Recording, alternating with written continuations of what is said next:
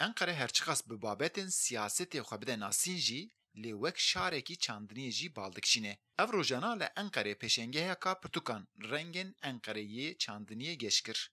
Pêşengeha pirtûkan bi navê yekemîn hevdîtina pirtûkan ya Çankayê ve hate vekirin. Ev pêşengeh ji aliyê şarederiya Çankayê û Wakfa ji bo huner û çandiniyê lêkolînên civakî ve hatiye amadekirin.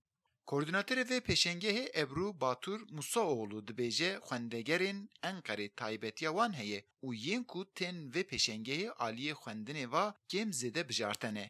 Bu birinci kitap buluşması. Ji ev yekemîn pêşengeha pirtûkan em gelek serfirazîn. Ev sal me bi 35 weşanxane ve dest pê kir. A rastî ji vana zêdetir weşanxane xwestin ku bejdar bibin. Lê şert û mercên salonê encexh dikarîbû çi bide ew qas weşanxane. Xwendevanên ku tên vê derê bi dilê wan e, weşanxane jî wisanin. Dikarim bêjim ku hevdîtineka bi nirx çêdibû.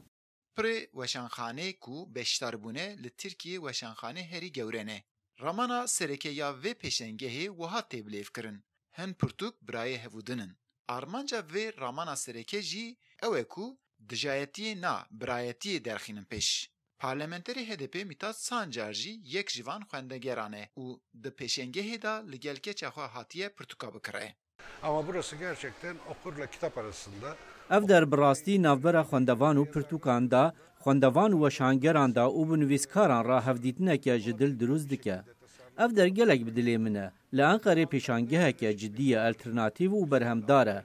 Ez bawerim di salên pêşiya me de bi şêwekê baştir dê bihê berdewam kirin. Hêlekê da pirtûk firoşger pirtûkan difroşin û hêla din da jî nivîskarên pirtûkan ji bo xwendegerên xwe pirtûkan destxet dikin. Geremolek li ser pirtûk rînê hebe jî, ev geremol bi xweşî diçe û kesî eciz nake û pirtûk firoşger jî ji vî kêf digirin.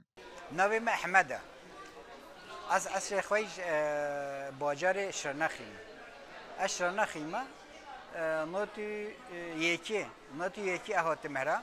Ev 20 sala ez nev pirtûkxaneyê de. Yerde durmuştum ve çocuklarıma her zaman Farklı buldum. Ez xwendevanên Enqerê hergav cuda dibînim. Carna diçim gelek şarên dinyên Tirkiyê. Lê xwendevanên Enqerê bi rastî taybet in.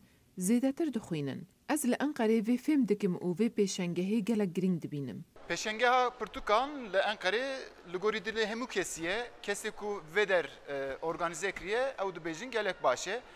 Firoşgerên pirtûka jî yani dibêjin ku bi dilê me ye û xwendegerê ku li vê derê digerin û pirtûka dikirin ew jî bi dilê xwe dibînin. Wisa diğer e ku ev pêşengeha pirtûka hemû kes memnûn kiriye. Eyüp Demir, Dengê Amerîka, Enqere.